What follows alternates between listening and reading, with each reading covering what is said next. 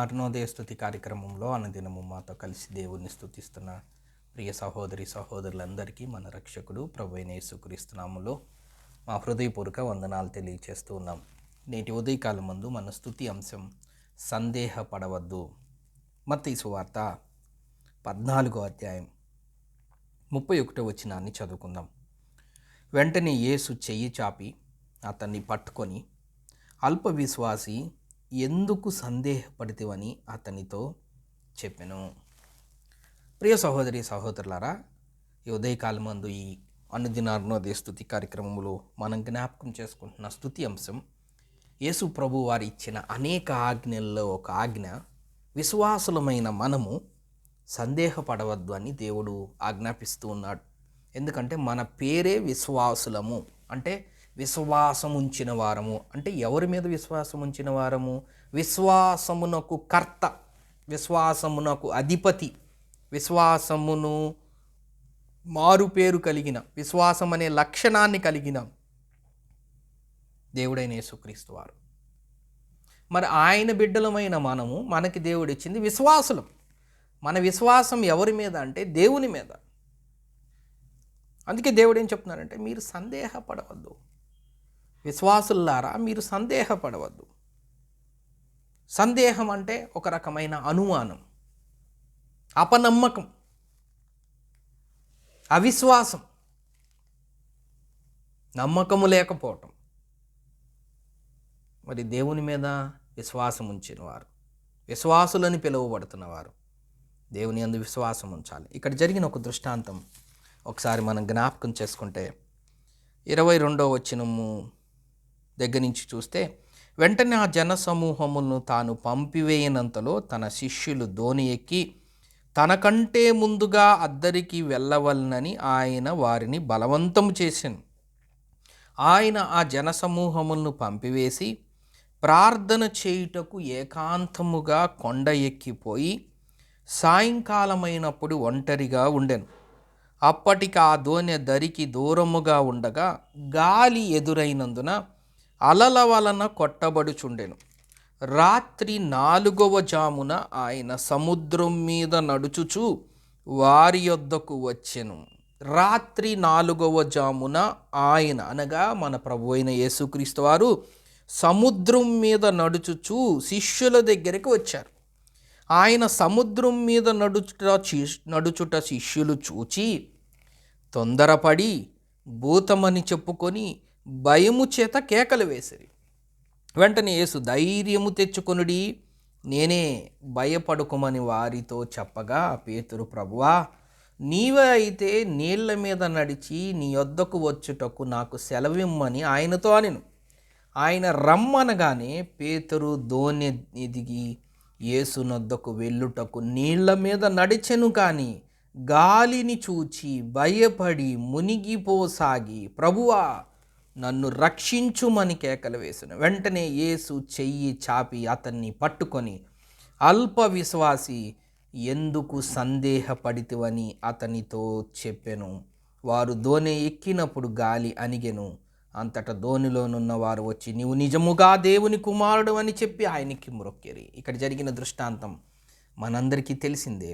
యేసు ప్రభు వారు నీళ్ల మీద నడుచుకుంటూ శిష్యుల దగ్గరికి వెళ్తున్నారు. ఏ నీళ్ల మీద అంటే సముద్రం మీద. మరి వాస్తవంగా ఇది మానవుడిగా ఎంత టెక్నాలజీలో ఎంత ఫాస్ట్గా ప్రపంచం ముందుకు వెళ్తున్నా నీళ్ల మీద నడవటం అనేది మనుష్యులకు అసాధ్యం. నీళ్ల మీద పడవలు, నీళ్ల మీద షిప్పులు, నీళ్ళ మీద ఇక బోట్లు లాంటివి నడిపించగలుగుతున్నాం. కానీ నీళ్ల మీద మనిషిని నడిపించే అంత ఇంకా రాలా, అది రాదు కూడా. ఎందుకంటే అది దేవునికి మాత్రమే సాధ్యం. ఆయన దేవుని కుమారుడు, దేవుడై ఉన్నాడు కాబట్టి మనలందరినీ రక్షించటానికి ఆయన ఈ లోకానికి ఒక మానవ శరీరముగా, మానవుడిగా ఈ లోకానికి వచ్చాడు. కాబట్టి రక్త మాంసముల్లో పాలివయ్యాడు. కాబట్టి చూడటానికి ఆయన మనవలే ఉన్నాడు అనుకుంటున్నాం, కానీ మనం ఆయన వలే. ఆది కాండములో అదే కదా, తన స్వరూపములో తన స్వహస్తాలతో ఆయనే నిర్మించాడు. అందుకే నరుడు అని పేరు పెట్టారు. మనమేమనుకుంటున్నామంటే ఆయన మన రూపంలో ఉన్నాడని అనుకుంటున్నాం, కానీ మనం ఆయన రూపంలో నిర్మించబడిన వారు. ఆయన ఒక మానవుడిగా ఏదో ఉన్న మానవుల్లో కొద్దిగా శక్తివంతుడిగా లోకం చూస్తుంది, కానీ ఆయన నిజముగా దేవుని కుమారుడు. అదే కదా శిష్యులు లాస్ట్లో, నీవు నిజముగా దేవుని కుమారుడు అని ఆయనకి మ్రొక్కారు. ఆయన దేవుని కుమారుడు. ఆయనకి అసలు ఆ సముద్రాన్ని కలుగునుగాక అంటే కలిగింది ఆ సముద్రం. ఆ కలుగునుగాక కలిగిన అంత పెద్ద సముద్రం మీద నడవటం అనేది కలిగించిన వాడికి, సృష్టించిన వాడికి అది కష్టమేం కాదు. కాబట్టి దేవుడు నడుచుకుంటూ వస్తూ ఉన్నాడు. రోడ్డు మీద కాదు, ఇంకెక్కడో కాదు, నీళ్ల మీద. ఏ నీళ్ళవి? సముద్రం మీద నడుచుకుంటూ వస్తున్నాడు. అది కూడా ఇప్పుడు రాత్రి 4వ జామున. శిష్యులు శరీరంతో ఉన్నారు కాబట్టి భూతం అనుకున్నారు. దేవుడు అంటున్నాడు, ధైర్యం తెచ్చుకో, మీరు భయపడకండి, నేనే అంటే వారు, ప్రభువా పేతురు, తొందరపాటు కదా, ఉడుకు పేతురు అని ఆయనకి ఒక పేరు, నీవే అయితే నీళ్ళ మీద నేను కూడా నడుస్తాను అని యేసు ప్రభు రమ్మన్నాడు. నీళ్ళ మీద కొంతసేపు నడిచారు. ఈ గాలి అల్లల చేత భయపడి మునిగిపోయాడు. ప్రభువా నన్ను రక్షించుమని కేకలు వేశారు. దేవుడు చెప్తున్న మాట, అల్ప విశ్వాసి, నువ్వెందుకు సందేహపడితివి? నాతోనే ఉన్నావు కదా, నేను చేసిన అద్భుత కార్యములన్నీ చూసావు కదా, కొంటివారికి కాళ్ళు ఇచ్చాను కదా, గుడ్డివారికి చూపించాను, మగవారికి, మాట్లాడలేని వారికి మాట ఇచ్చాను, వినలేని వారికి చెవులు దయచేశాను, పక్షవాయుగల వారిని ముట్టి స్వస్థపరిచాను, ఉమ్మితో పుట్టుగుడ్డి వాడిని స్వస్థపరిచాను, నా వస్త్రపు చెంగు ముట్టుకుంటేనే అనేక మంది బాగుపడ్డారు, చనిపోయిన వాళ్ళని తిరిగి లేపాను.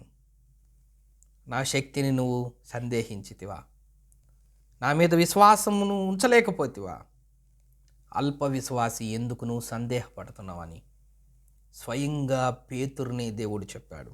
ఉదయకాలం మందు వాక్యం వింటున్నాం. మనం కూడా దేవుని బిడ్డలమే. తన్నెందరు అంగీకరించెదరు అనగా వారి నామందు విశ్వాసం ఉంచిన వారికి దేవుని పిల్లలయ్యే అధికారాన్ని దేవుడు మనకు అనుగ్రహించాడు. ఆయన రక్తంలో కడగబడిన మనం, పరిశుద్ధంగా తీర్చబడిన మనం, విశ్వాసులమైన మనం, ఆయన పిల్లలమైన మనం ఆయన మీద విశ్వాసం కలిగి ఉండాలి. ఆయన మీద సందేహపడకూడదు.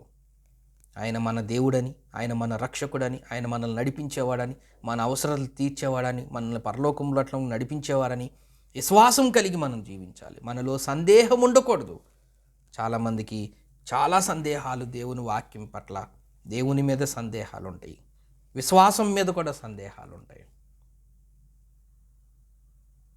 నిజంగా దేవుడున్నాడా అని కూడా మాట్లాడే వాళ్ళు ఉంటారు.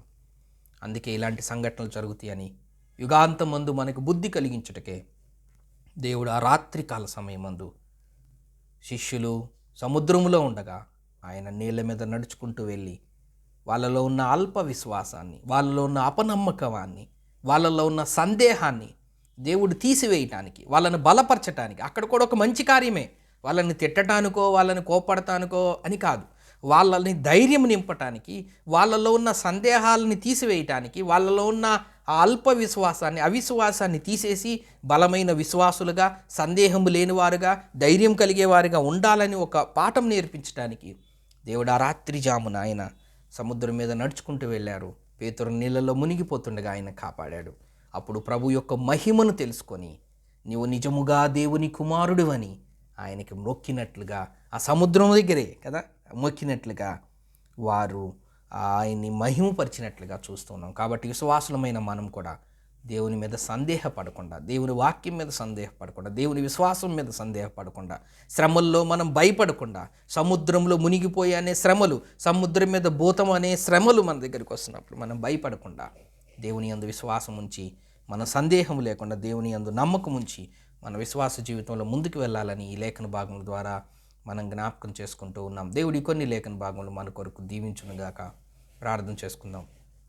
ప్రేమగల తండ్రి, నమ్మకమైన మా దేవ, మీకు స్తోత్ర వందనములైనా.